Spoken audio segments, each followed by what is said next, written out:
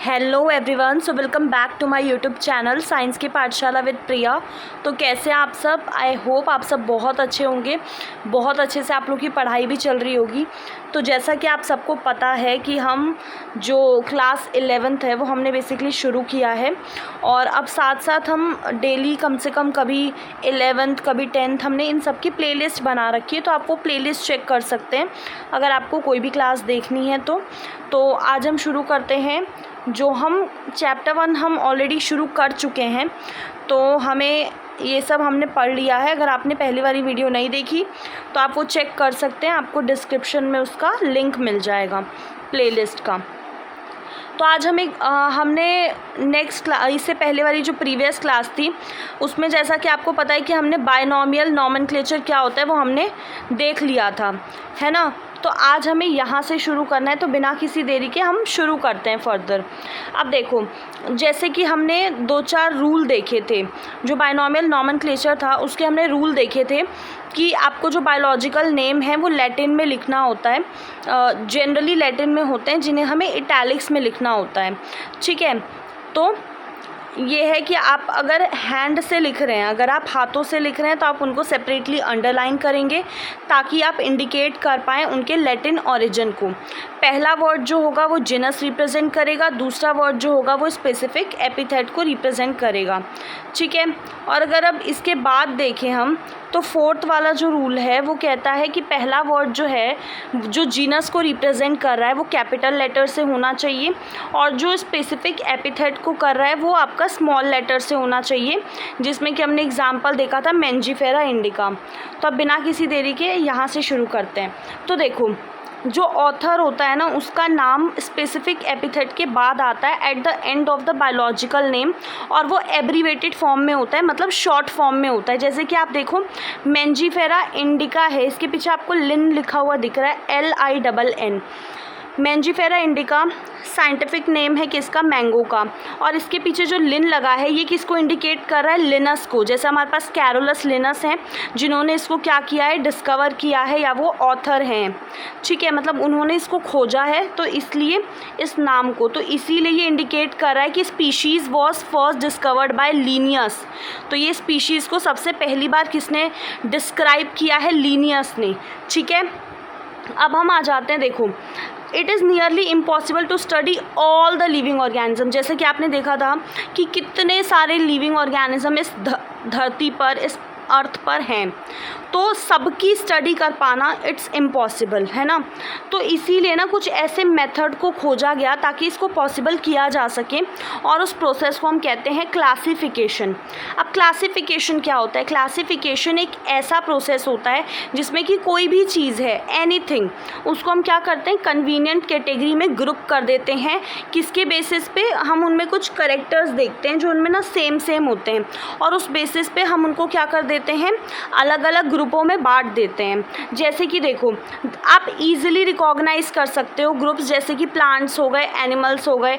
आप dog, cat, insects, इनको देख के इनके कैरेक्टर्स के बेसिस पे इनको अरेंज कर सकते हो। अब जैसे आप एक सिंपल एग्जांपल लो, जैसे कि मैं आपको एक सिंपल एग्जांपल देती हूँ कि आपके पास मैंने बहुत सारी किताबें दी हैं, और आपको कम से कम वो 100 से ज़्यादा किताबें हैं, ठीक है। जैसे कि आपका साइंस है, साइंस की RD शर्मा हो गई, साइंस में बहुत सारे डिविजन्स हैं वो है, मैथ्स की अलग अलग बुक हैं, और आपका SST की अलग अलग बुक्स हैं। तो मैंने ऐसे आपको बहुत सारी बुक दे दी। अब 100 से भी ज़्यादा बुक मैंने आपको दे दी, ठीक है। तो अब आप क्या करेंगे? आप सबसे पहले तो एक कैटेगरी बनाएंगे। आप क्या करेंगे? आपने सबसे पहले लिख दिया कि जितनी भी साइंस से रिलेटेड बुक हैं वो इस सेक्शन में आएंगी, जितनी भी मैथ से रिलेटेड बुक हैं उनको हम इस सेक्शन में रखेंगे, जितनी भी SST से रिलेटेड बुक है उनको हम इस सेक्शन में रखेंगे। तो इससे क्या होगा? आपने कैटेगरी बना दी, तो अब आप इजीली उनको अरेंज करके रख पाएंगे, और आपको जौन सी भी बुक चाहिए पढ़ने के लिए आप उसको यूटिलाइज़ कर सकते हैं। तो इस चीज़ को हम क्या बोलते हैं? इसको हम बोलते हैं क्लासिफिकेशन, कि हमने उसकी करेक्टर्स के बेसिस पे, कि साइंस की बुक है, अब साइंस में भी बहुत सी सी चीज़ें हैं, साइंस में आपका यू लाइक हो सकती है या फिर एस.एल. अरोरा, कोई सी भी बुक हो सकती है ना। तो आपने उसे उस तरीके से अरेंज कर दिया, ठीक है। तो आई होप ये एग्जाम्पल से आपको समझ आ गया होगा। अब जैसे यहाँ पे देखो, the moment we use any of these term we associate certain character with the organism in that group. अब जब आप डॉग के बारे में सोचते हो तो क्या इमेज आती है आपके दिमाग में? Obviously each one of us will see dog. अब हम अगर डॉग के बारे में सोच रहे हैं तो हमारे दिमाग में डॉग की इमेज ही आएगी, कैट की तो नहीं आ जाएगी। अगर आपको अब एक सोचना हो एल्सेटियंस, ये बेसिकली क्या होते हैं ना, एक ब्रीड होती है डॉग की, मैं इसकी फ़ोटो अटैच करके आपको बता दूंगी, ठीक है, जिसके बारे में हम बात करें। सिमिलरली अब कोई बोले मैमल्स, ठीक है, तो आप ऑफ कोर्स आपके दिमाग में क्या चीज़ें आएंगी? जिनके एक्सटर्नल ईयर्स होते हैं, जिनके बॉडी पे हेयर्स होते हैं, ये सब चीज़ें आपको याद आएंगी, है ना। लाइकवाइज ऐसे ही अगर हम प्लांट के केस में देखें, अगर हम वीट की बात कर रहे हैं तो आपके दिमाग में वही पिक्चर आएगी, राइस की तो पिक्चर नहीं आ जाएगी या फिर किसी दूसरे प्लांट की तो नहीं आएगी। इसीलिए जो डॉग हो गए, कैट हो गए, मैमल हो गए, वीट, राइस, एनिमल, ये सब क्या हैं? ये कन्वीनियंट कैटेगरी हैं जिनको हम यूज़ करते हैं ऑर्गेनिज्म को पढ़ने के लिए, ठीक है। अब आगे चलते हैं। देखो, the scientific term for this category is called taxa. मतलब कैटेगरी को अगर मैं साइंटिफिक टर्म में बोलूँ तो कैटेगरी को ही अगर मैं साइंटिफिक टर्म में बोलूँ तो हम क्या बोलते हैं? टेक्सा, ठीक है। The scientific term for category is taxa, ठीक है। यहाँ पे आपको यू मस्ट रिकॉग्नाइज दैट कि टेक्सा क्या इंडिकेट करता है? कैटेगरी को ही इंडिकेट करता है, लेकिन अलग अलग लेवल पे, ठीक है। टेक्सा क्या इंडिकेट करता है? कैटेगरी को ही इंडिकेट करता है, क्योंकि कैटेगरी को ही हम साइंटिफिक टर्म्स में, जो साइंटिस्ट वगैरह हैं उन्होंने नाम दिया है टेक्सा, ठीक है। तो टेक्सा क्या इंडिकेट करेगा? आपका अलग अलग कैटेगरी को अलग अलग लेवल पे। जैसे कि देखो, प्लांट है, प्लांट भी एक टेक्सा बनाते हैं, वीट भी एक टेक्सा है, एनिमल, मैमल, डॉग, ये सारे टेक्सा हैं, ठीक है। बट यू नो दैट कि डॉग क्या है? मैमल है, मैमल्स एनिमल होते हैं, इसीलिए एनिमल्स, मैमल, डॉग, ये सब टेक्सा को ही रिप्रेजेंट करते हैं, लेकिन अलग अलग लेवल पे करते हैं, ठीक है। ये चैप्टर में ज़्यादा वैसे थोड़ा सा कन्फ्यूज़न आपको हो सकता है कहीं कहीं, बट जैसे जैसे मैं बोल रही हूँ आप बस उसको फॉलो करते जाइएगा, आपको बिल्कुल कन्फ्यूज़न नहीं होगी, ठीक है। अब देखो, हैंस बेस्ड ऑन कैरेक्टरिस्टिक्स हम क्या करते हैं? लिविंग ऑर्गेनिज्म को अलग अलग टेक्सा में क्लासीफाई कर देते हैं, बांट देते हैं। और इस प्रोसेस को, जो ये प्रोसेस होता है ना जिससे हम क्लासिफिकेशन करते हैं, उसे क्या बोलते हैं? टेक्सोनॉमी, ठीक है। अब टेक्सा के बाद क्या, कौन सी टर्म आई? टेक्सोनॉमी। टेक्सोनॉमी किसे बोलते हैं? जो हम प्रोसेस ऑफ क्लासिफिकेशन को ही हम लोग क्या बोलते हैं? टेक्सोनॉमी, ठीक है। अब देखो, जो एक्सटर्नल इंटरनल स्ट्रक्चर हो गए, along with structure of cell development process and ecological information, ये सब बहुत ज़रूरी हैं और ये कहीं ना कहीं कैटेगरी में बांटने के लिए ऑर्गेनिज्म को बहुत इंपॉर्टेंट रोल प्ले करते हैं and form basis of modern taxonomic studies, ठीक है। अब अगर फर्दर नीचे चलें तो आपके पास जो टेक्सोनॉमी क्या होती है? प्रोसेस होता है जिसमें कि हम क्या करते हैं? कैटेगरी में डिवाइड करते हैं, प्रोसेस ऑफ क्लासिफिकेशन। अब जो ये प्रोसेस है, इसके कैरेक्टराइजेशन, आइडेंटिफिकेशन, क्लासिफिकेशन, नॉमेनक्लेचर, ये सारे प्रोसेसेस होते हैं जो बेसिक हैं टेक्सोनॉमी के। मतलब अगर आपको क्लासिफिकेशन करना है, मतलब अगर आपको टेक्सोनॉमी के जो उसको करना है तो उसके लिए आपको सबसे पहले कैरेक्टराइजेशन, फिर आइडेंटिफिकेशन, फिर क्लासिफिकेशन और सबसे लास्ट में आप नॉमेनक्लेचर का यूज़ करेंगे। ये सारे क्या है? Processes that are basics to taxonomy, ठीक है। टेक्सोनॉमी देखो ऐसा कुछ नहीं है कि बहुत ज़्यादा कुछ नया है। Taxonomy is not something new. Human being को ना, जैसे कि हम हैं, हमें हमेशा से ना बहुत इंटरेस्ट रहा है जानने में और ज़्यादा जानने में, मतलब ज़्यादा जानने में about various kinds of organism. जो अलग अलग तरीके के ऑर्गेनिजम्स होते हैं उनके बारे में हमें बहुत ज़्यादा ना जानने में इंटरेस्ट रहा है। पर्टिकुलरली हमारा रेफरेंस क्या हुआ करता था, ताकि हम इसको अपने तरीके, मतलब अपने लिए कैसे यूज़ कर सकते हैं। इन अर्ली डेज़, मतलब पहले के टाइम में ह्यूमन बीइंग्स जो होते थे उन्हें क्या चाहिए होता था, सोर्सेज चाहिए होता था अपनी बेसिक नीड, खाने के लिए, क्लोथिंग के लिए, रहने के लिए, शेल्टर। ठीक है, इसीलिए जो अर्लीस्ट क्लासिफिकेशन किस पे बेस्ड हुआ करता था, जो भी आपके अलग अलग ऑर्गेनिजम्स होते हैं उनके यूजेस पे बेस्ड हुआ करता था।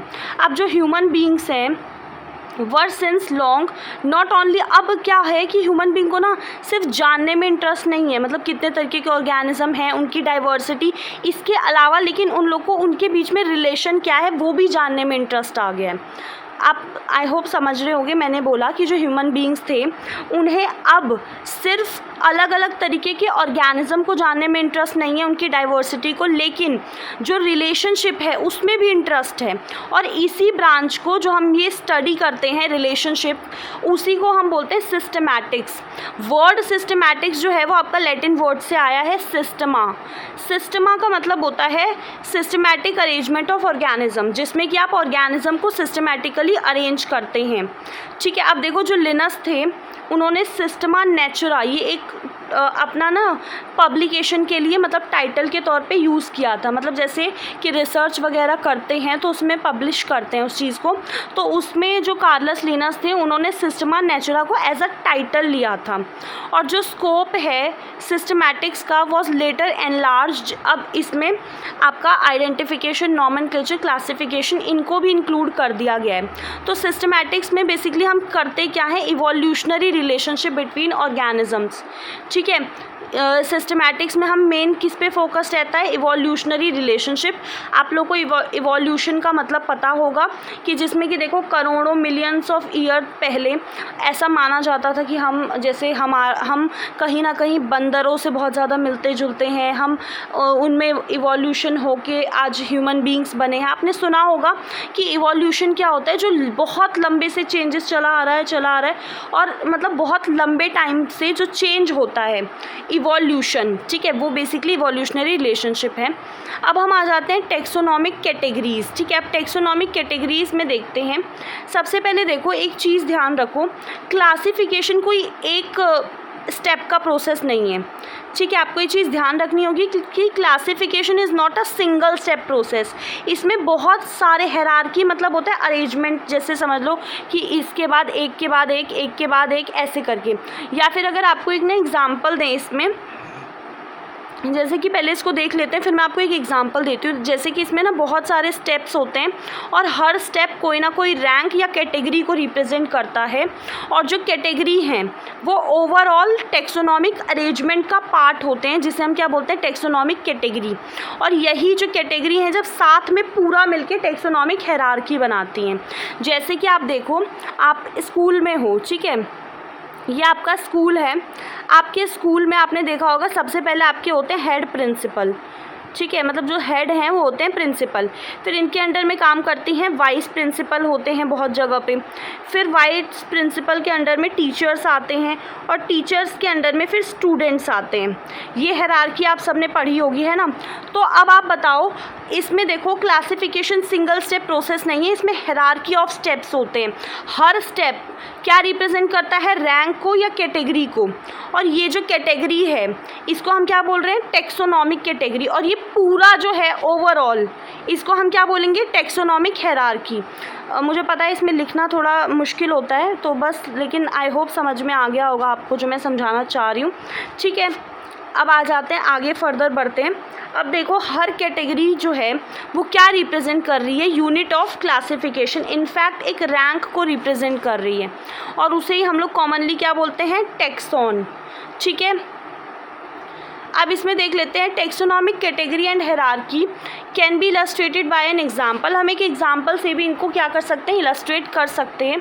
जैसे कि देखो इंसेक्ट है, इंसेक्ट्स हैं, इंसेक्ट्स जो हैं वो ग्रुप ऑफ ऑर्गेनिज्म को रिप्रेजेंट कर रहे हैं जिनके कॉमन फीचर्स होते हैं, जिसमें कि 3 पैर होते हैं जॉइंटेड। आपने इंसेक्ट को देखा हो तो इसका मतलब है कि जो इंसेक्ट है are recognizable concrete object which can be classified, और हम क्या कर सकते हैं, वर गिवन रैंक और कैटेगरी।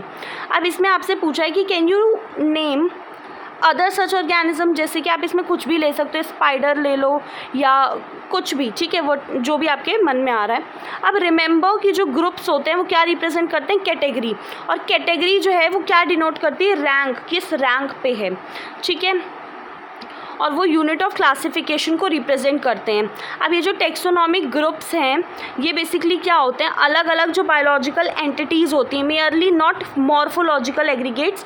मॉर्फोलॉजिकल का मतलब होता है जो जस्ट आप एक्सटर्नली, मतलब जो फीचर हैं आपने उनको देखा, उनके बेसिस पे नहीं, बल्कि ये जो बेसिस है ये बायोलॉजिकल एंटिटी, मतलब इसमें हम इंटरनल सेल का कैसा यूकैरियोट है, प्रोकैरियोट है, कैसा उसका कैरेक्टर है, वो सब देखते हैं, ठीक है, ना कि इसमें सिर्फ बाहर का एक्सटर्नल फीचर नहीं देखा जाता, सब देखा जाता है। अब जो टेक्सोनॉमिकल स्टडी है, जितने भी नॉन ऑर्गेनिजम्स हैं, उससे क्या हुआ है, उससे हमने कॉमन कैटेगरीज बनाई है, जैसे कि आपका किंगडम, फाइलम, डिवीजन आपका किसके लिए, प्लांट्स के लिए है, class, order, family, genus and species. इसको याद करने के लिए, मतलब क्या हुआ ना, जब टेक्सोनॉमिकल स्टडी की गई अलग अलग ऑर्गेनिज्म की, तो उससे हुआ आपका डेवलपमेंट कुछ कॉमन कैटेगरी का, जिसमें कि आपका किंगडम, फाइलम, ये सब है। और इसको आप याद कर सकते हैं, keep, place, clean, otherwise, family, get, sick, ठीक है, जिसमें कि आपका किंगडम, फाइलम के साथ आप डिवीजन भी याद रखिएगा, और ये आपका क्या है, सी से क्या है, class, order, family, genus, species. आप इनको ऐसे याद रख सकते हैं, ठीक है। आई होप सो समझ में आ गया होगा। अब देखो इसमें जितने भी ऑर्गेनिज्म हैं, including those in plant and animal kingdom, have species as the lowest category. Species सबसे नीचे आती है, ठीक है। अब देखो जो बेसिक रिक्वायरमेंट है is the knowledge of character of an individual और ग्रुप ऑफ ऑर्गेनिज्म। इससे क्या होगा, हम उनकी सिमिलैरिटीज़ और जो भी उनमें, जैसे सिमिलैरिटीज़ मतलब क्या होता है, जो एक जैसी खूबी है, ठीक है, और डिसिमिलैरिटी जो अलग अलग है, ठीक है, वो हम पता लगा सकते हैं, आइडेंटिफाई कर सकते हैं, ठीक है।